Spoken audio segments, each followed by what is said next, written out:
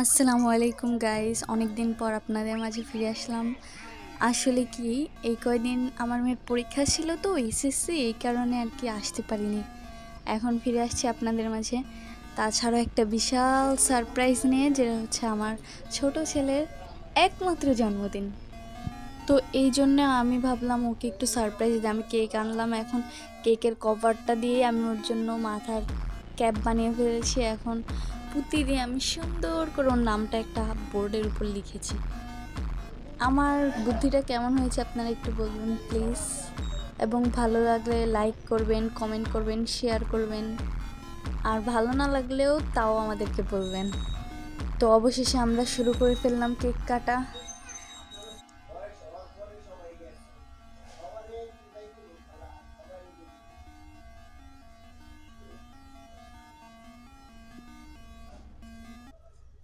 তবে সবচেয়ে ফানি হচ্ছে এই সিনটা।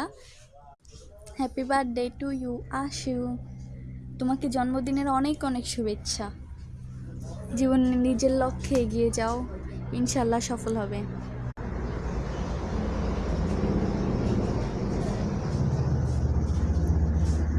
আমরা সবাই মিলে ওর জন্য কেক কাটলাম।